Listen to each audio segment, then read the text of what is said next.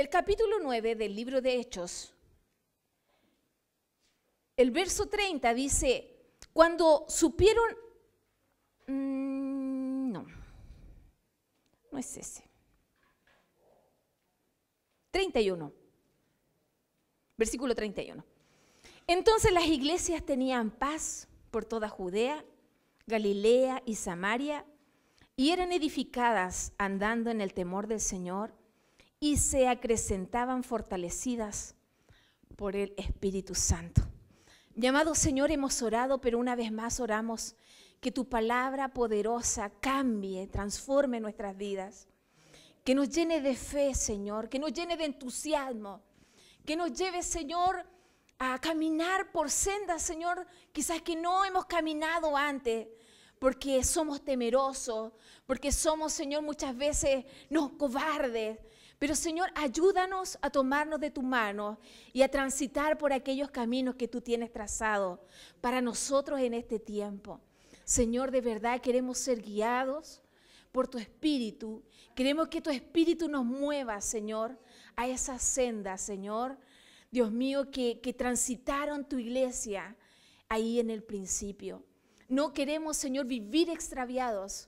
No queremos, Señor Jesús, hacer lo que mejor nos parece o lo que nos conviene o lo que sentimos. No, Señor, queremos ser guiados por tu dirección, Señor amado. Y eso muchas veces nos va a mover, Señor, y hacer transitar que por veredas, Señor, Dios mío, de espinas. Pero, Señor, estamos tomados de tu mano, que nuestro foco no se pierda, que tú estás siempre con nosotros. Gracias, Señor. Gracias te damos en el nombre de Jesús. El título de esta predicación le he puesto, mientras estaba ahí empezaba a notar algunas cosas. La iglesia crece en persecución y la iglesia crece en tiempos de paz. Entonces, en todo tiempo la iglesia crece cuando está de la mano del Señor. El capítulo 9 nos hemos visto que la iglesia creció con poder de Dios, que la iglesia avanza y en este avance comienzan a surgir las dificultades. Y en este capítulo 9, aunque ya parte del 8, comenzamos a ver a un hombre perseguidor, a un hombre que quiere obstruir este avanzar de la iglesia, pero todo esto está en los planes y en la soberanía del Señor, ¿verdad? Mientras yo estudiaba este pasaje me venían unas cosas a la mente que obviamente no salen en la palabra, pero podemos de repente especular algunas cosas. ¿Cómo clamaría la iglesia al ver que este hombre perseguidor, acusador, los llevaba a la cárcel? ¿Cómo clamaría diciendo, Señor, auxílianos? Este hombre tenía poder. Veamos un poco primero cómo era Saulo. Era un hombre persistente, era un hombre que tenía influencias, era un hombre perseverante en lo que se proponía. Era un hombre celoso, él creía que estaba haciendo un bien, ¿cierto? A Dios. Él creía que estaba en la voluntad de Dios. Tenía un ímpetu, porque él pidió cartas no solo para hacer daño en ese lugar, sino extenderse, ir y buscar a aquellos que estaban hablando, y esto se expandía, y esto decía, ¡ay! Esto hay que acabarlo. Me imagino yo que tiene que haber sido bastante joven para tener este ímpetu, pero también era muy rígido. El capítulo 9 dice, Saulo, respirando aún amenazas y muerte contra los discípulos del Señor, vino al sumo sacerdote, y aquí es donde vemos que él tenía influencia. Este respirar las amenazas, me imagino, aquí se ve un poco de su carácter, ¿sí? Lo deja entrever.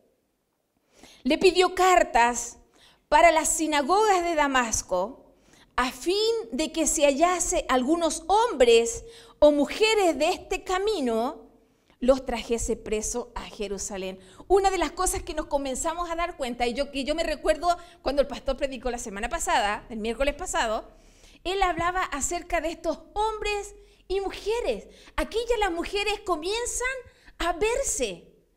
También un poco más atrás en el capítulo 8, cuando Saulo asolaba la iglesia, capítulo 8, verso 3, y dice que arrastraba a hombres y mujeres, comienzan a verse no solo los hombres. Recuerden que cuando estaba Jesús, él dijo, habían 5,000 hombres, sin contar las mujeres, Entonces aquí ya empiezan a verse las mujeres como en igualdad de oportunidades, en igualdad de hacer daño con el evangelio a lo que creía Pablo. Entonces, como habían hombres y mujeres que estaban en igualdad, extendiendo la palabra del Señor, él los tomaba, los agarraba y los ponía en la cárcel. Las mujeres, cuando se ponen en las manos del Señor, son poderosas. No solo hombres ocupa el Señor. Aunque muchas veces se dejara entrever, parece que Dios fuera machista. Parece que dejara así. Pero aquí comenzamos a ver en esta nueva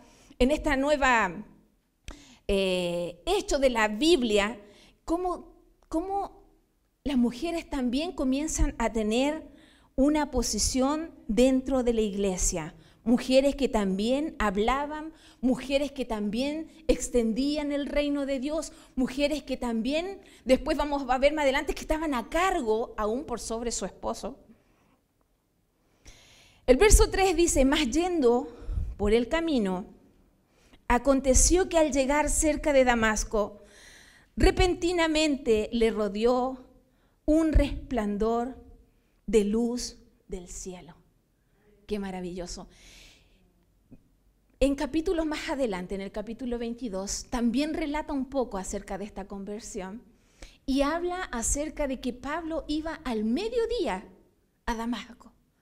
Pero esta luz que le rodeó, que vino desde el cielo, no vino así como no fue algo así como no sé de dónde apareció.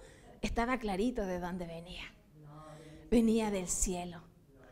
Era la presencia del Señor, era el resplandor de la gloria del Señor. Le rodeó un resplandor de luz del cielo y cayendo en tierra, oyó una voz que le decía, y aquí comenzamos a ver el proceso de transformación de Pablo. Un proceso que también tiene que ocurrir en nuestra vida.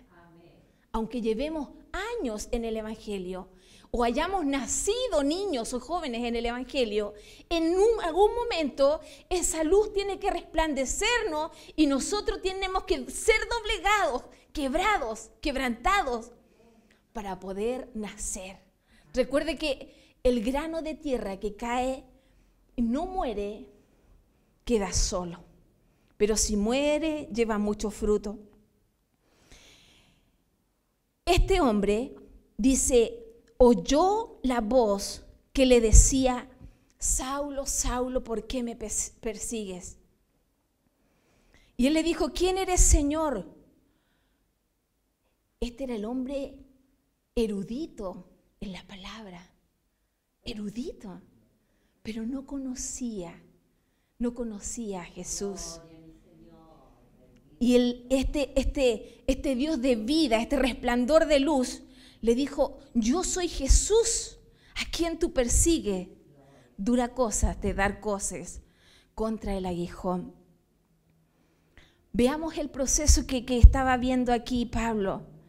Oyó una voz. Cayó primero a tierra, luego oyó una voz. Y en el versículo 6 dice, él temblando y temeroso, dijo, Señor, ¿qué quieres que yo haga? Vemos cómo una persona que de verdad Dios ha impactado su vida, se pone a disposición. Comienza a obedecer, comienza a doblegarse.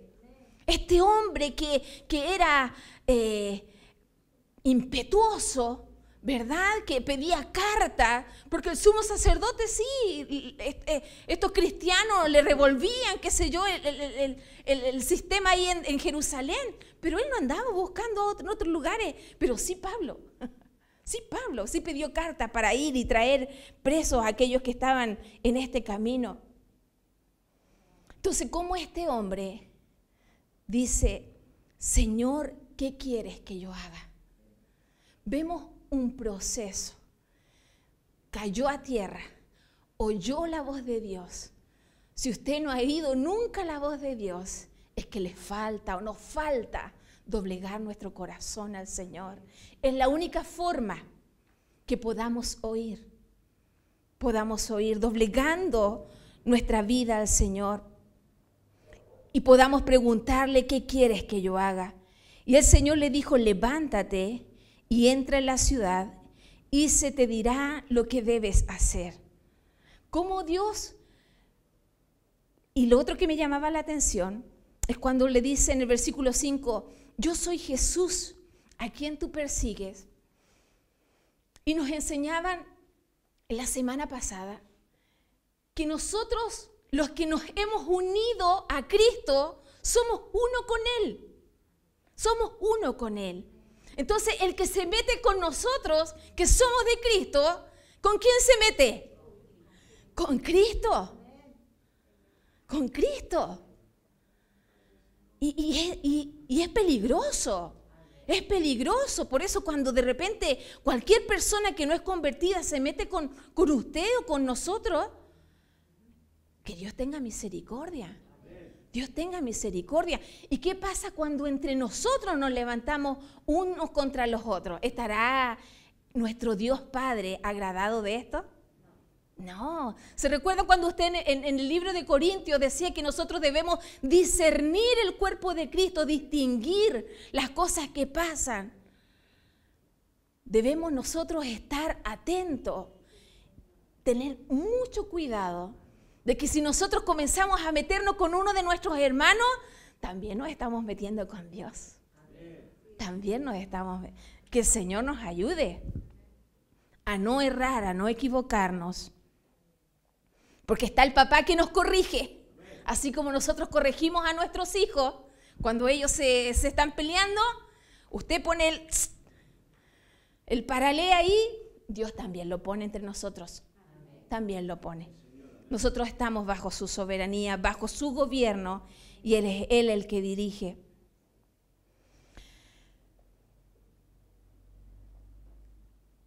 Veamos cómo el Señor le habla y le dice, yo soy Jesús, a quien tú persigues. Cómo Dios se le revela a este hombre con tanto amor, con amor. Me imagino yo que los hermanos que estaban esperando en Damasco que este Pablo viniera, y venía con carta, y venía con hombres que le acompañaban, ellos esperaban lo peor, el que lo pillaran iba a ser apresado.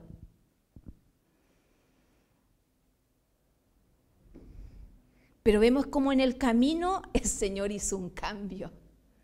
Y ojo, que Él no lo hizo ni en una casa, no lo hizo en Jerusalén. O sea que Dios puede actuar en cualquier lugar. Amén. Para Él no es un lugar, no, yo quiero que Dios lo transforme aquí. ¿Dónde fue transformado Pablo? En la calle, camino a Damasco. Ahí el Señor lo hizo. Ahí el Señor lo quebrantó. Ahí el Señor lo botó. Ahí el Señor le habló y ahí el Señor lo instruyó. Le dijo, anda a este lugar. Dios es dueño de todas las cosas, así que no lo limitemos a Él. No lo limitemos. Los hombres que iban con Saulo se pararon atónitos, oyendo a la verdad la voz, mas sin ver a nadie. Más adelante veía que ellos escucharon una voz, pero no entendieron lo que hablaba. No entendieron. Y es como cuando muchas veces, de verdad, me impactaba a mí cuando Juan Carlos nos compartía esta palabra, porque yo no la escuché.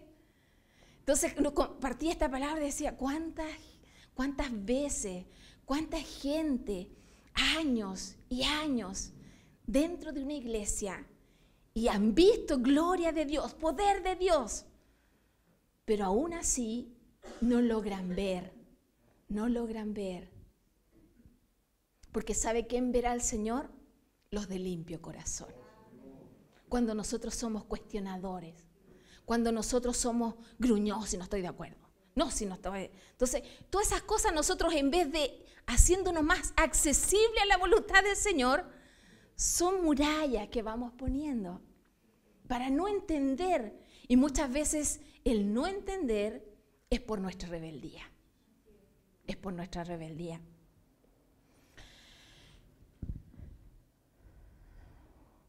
Estos hombres, dice, se pararon atónitos, oyendo la verdad, la voz, mas sin ver a nadie. Que el Señor nos ayude a verle. A ver cuando el Espíritu y la presencia de Dios se mueve aquí y a mí no me ha tocado. Oiga, qué preocupante. Todos los demás se gozaron en el Señor. Algunos lloraron en la presencia del Señor. Uno no puede quedarse así como... A veces algunos lloran, otros se postran, otros alaban, otros hacen las manos. Pero cuando a veces yo no he sentido nada, es preocupante. Es preocupante. Dios está en medio nuestro. Entonces abramos nuestro corazón, abramos nuestra mente, abramos nuestros oídos espirituales y siempre pidámosle al Señor esto. Donde estuvo 3 días sin ver y no comió ni bebió. Esta transición, me imagino yo, y en esto yo especulo un poco, no sale la palabra, pero me imagino que después de haber quedado ciego Pablo, después de haber sido impactado por esta luz, después de que él iba persiguiendo a la iglesia, y Jesús le dijo, ¿por qué me persigues? ¿Por qué me persigues? Él asimilando en su mente, dentro ya cuando ya se vio que se levantó y no podía ver, y lo tuvieron que llevar a esa ciudad tomado de la mano y ponerlo en ese lugar. Me imagino yo que esos días, él cuánto estaría pensando de sus acciones, de sus acciones. Cuánto pesar tiene que haber sentido de que él estaba en un lugar, en la vereda equivocada. Y toda esa pasión que él tenía estaba equivocada.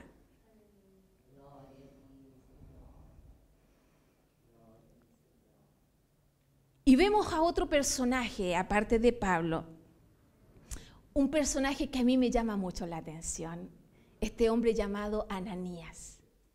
Y comienzo a ver también otro patrón que Dios comienza a hacer, que cada hombre que se dispone para el Señor, Dios comienza a utilizarlo. El Espíritu Santo lo mueve. A pesar de muchas veces, él no quería. Él no quería, pero el Espíritu igual lo movió.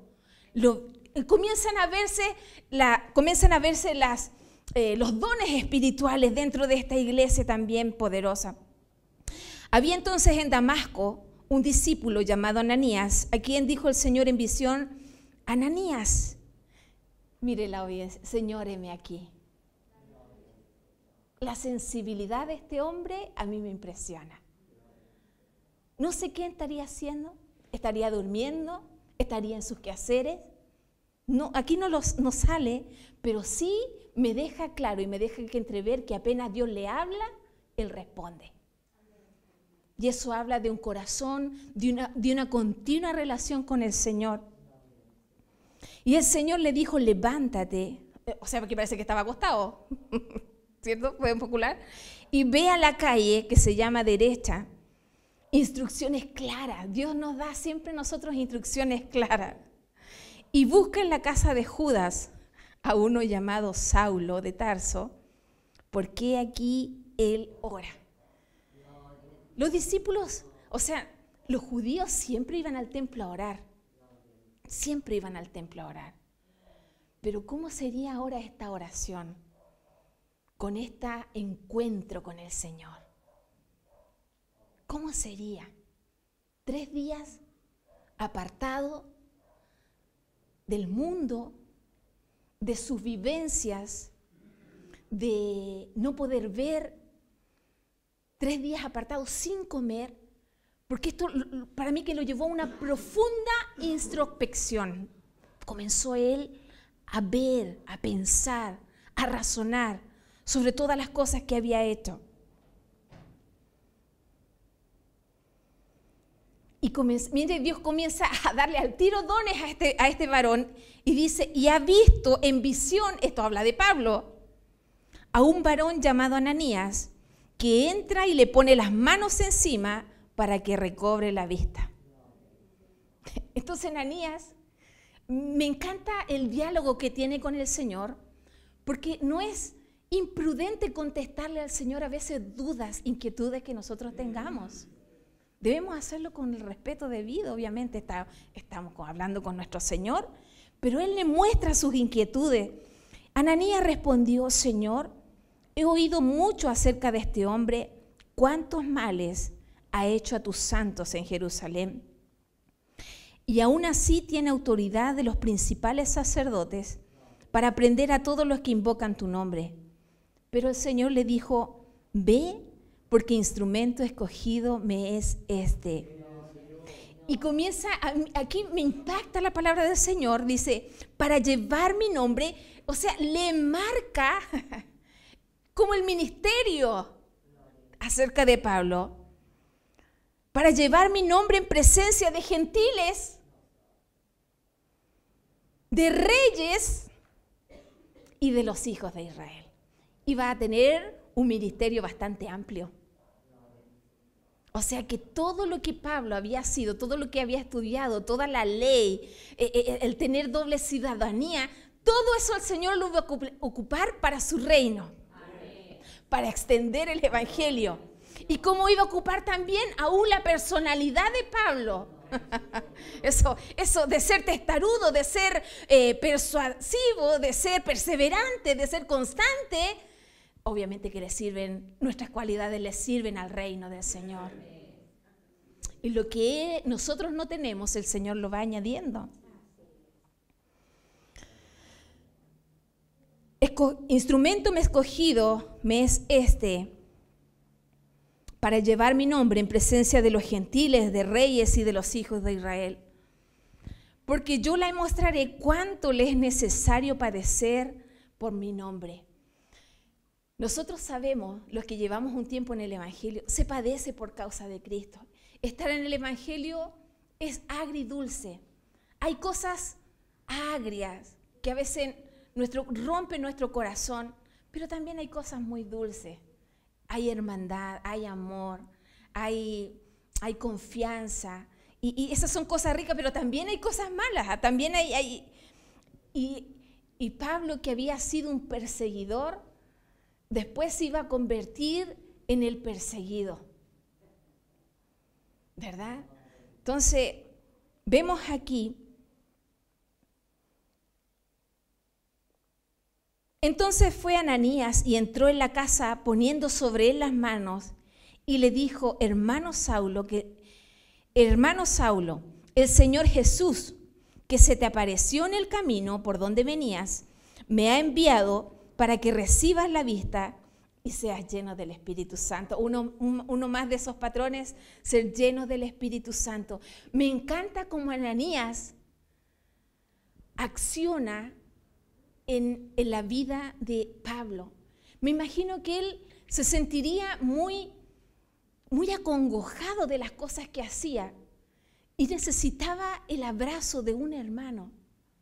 El Señor por revelación le había dicho que iba a mandar a uno que se llamaba Ananías y que iba a recobrar la vista. Pero me encanta cuando Él le dice hermano. Hermano. Son palabras que lo confortaron, que lo fortalecieron. Muchas veces tú y yo somos las manos de Cristo y el Señor necesita esas manos para confortarnos unos a otros. Me encanta el espíritu que tiene Ananías.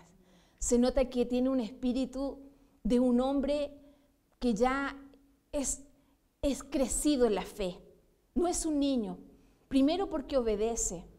Primero también porque también le escucha la voz de Dios. va y cómo ingresa a Pablo a la fe. Cuando él oró, dice, y al momento le cayeron de los ojos como escama y recibió al instante la vista y levantándose fue bautizado. Qué glorioso. Que esta transición tan completa. Una vez escuchaba a un pastor una estadística que me dejó muy pensativa, muy preocupada del punto de vista que él dijo. Hay una palabra ahí en Filipenses 1:6 que dice: aquel que comenzó la buena obra la va a perfeccionar hasta el día de Jesucristo. Y él decía, en mis años de ministerio, cuando una persona llega a Cristo y no hay grandes procesos de cambio, dijo, nunca los va a ver. Y yo me preocupé, yo le dije, pero pastor, le decía, ¿en serio usted piensa? Dijo, lo he visto en mis más de 60 años de ministerio, que cuando una persona llega a Cristo y hay cambios sustantivos en aquella persona, Dios sigue haciendo aquella obra. Pero cuando no, siempre ese hombre o esa mujer se queda así. Ay, Señor. Y me pongo un poco a analizar la vida de Pablo. Dios hizo cambios grandes, profundos. Ya, así, ya. Porque Él se dispuso.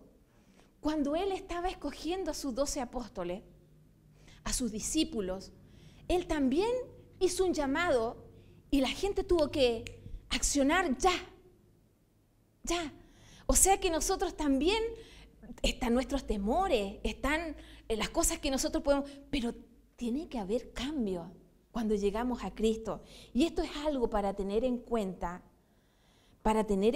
de que el que comenzó la buena obra la va a perfeccionar. Pero hay personas que nunca han dejado que Dios haga una obra, comience una obra en las vidas. Y es preocupante en realidad, iglesia. Me imagino yo que estas escamas que salieron y esta vista nueva tiene que ser como una representación de su antigua forma de ver a su nueva forma. Él salió a un mundo ahora con Cristo. Él salió ahora a un mundo diferente. Veía las cosas de forma distinta. Tenía una perspectiva ahora de Cristo. Era un hombre lleno del Espíritu Santo y eso nos hace ver diferentes las cosas. Dice, y habiendo tomado aliento, recobró fuerzas y estuvo por algunos días con los discípulos que estaban en Damasco. Y enseguida predicaba a Cristo en las sinagogas, diciendo, este era el Hijo de Dios. Qué increíble que después de él decía, odiaba a aquellas personas y el nombre de Jesús que estaba siendo esparcido, y ahora decía, ese es el Hijo de Dios, ese es el Jesús que se me apareció a mí. Ese es el Jesús que yo empezó a dar testimonio de lo que había visto y oído también. Nosotros siempre tenemos que estar dando testimonio de lo que Dios nos hace ver, nos hace caminar con Él. Esas son las cosas que impactan las vidas de las otras personas. Y todos los que oía estaban atónitos y decía, ¿no es este el que asolaba Jerusalén a los que invocaban este nombre? Y a esto vino acá para llevarlos presos ante los principales sacerdotes, pero Saulo mucho más se esforzaba y confundía a los judíos que moraban en Damasco, demostrando que Jesús era el Cristo. Demostrando, ¿cómo podía demostrarlo? Quizás a través de la genealogía, como ahí en el libro de Mateo, ¿cierto? O de Lucas, no me acuerdo. Pero la cosa es que los judíos, ¿cómo podían ver que Jesús de verdad era el Cristo? A través de la genealogía. Y él, como un hombre estudioso de la palabra del Señor, trataba de demostrarle, no, si él es el Cristo, él es el Mesías. Cuando Cuando llegó a Jerusalén trataba de juntarse con los discípulos, pero todos tenían miedo, no creyendo que fuese discípulos. Entonces Bernabé, otro hermano que le conforta, otro hombre espiritual grande, tomándole lo trajo a los apóstoles y les contó cómo Saulo había visto en el camino al Señor, el cual le había hablado, y cómo en Damasco había hablado valerosamente en el nombre de Jesús, y estaba con ellos en Jerusalén, y entraba y salía, y hablaba denodadamente en el nombre del Señor, y disputaba a los griegos, pero estos procuraban matarle. Tenía un argumento este varón del Señor que causaba resquemor en los demás, no podían contradecirle, ¿sí? Y entonces esto provocaba a ira y procuraban matarle. Empezó la persecución de Pablo, de que el ex perseguidor ahora también procuraba matarle. Cuando supieron esto, los hermanos le llevaron a Cesarea y le enviaron a Tarso.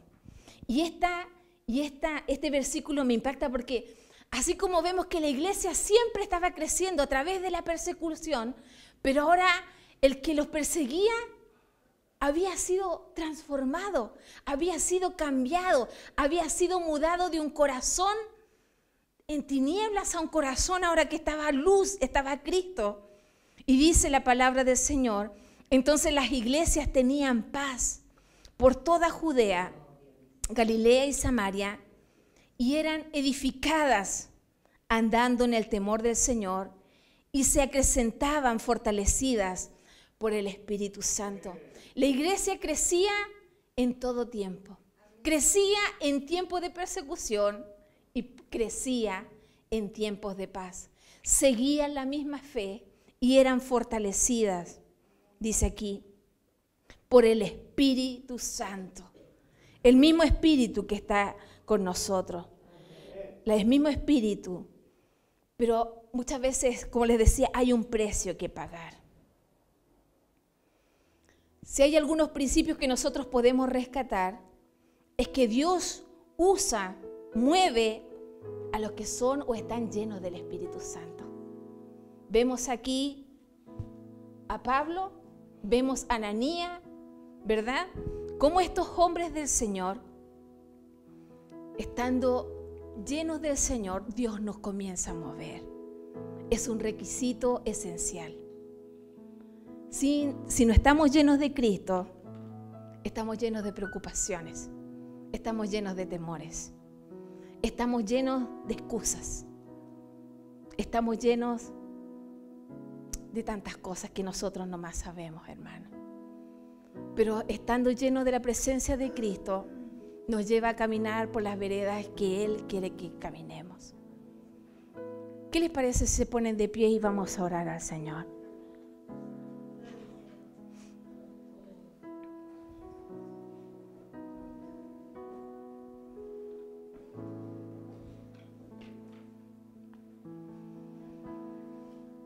Si pueden pasar los músicos.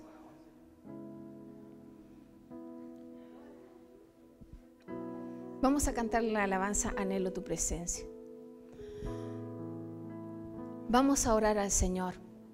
Vamos a pedirle al Señor a aquellos quizás que nunca han visto esa luz en sus vidas, aquellos que nunca han sido quebrados y vienen a este lugar, que Dios quiebre nuestras vidas para de verdad conocerle, quiebre nuestras estructuras para de verdad Él comience a edificar cosas nuevas en nosotros. Amado Dios, en esta hora, Señor, oramos, amado Espíritu Santo, para que tú tomes el control de nuestras vidas, para que tú gobiernes, para que tú seas el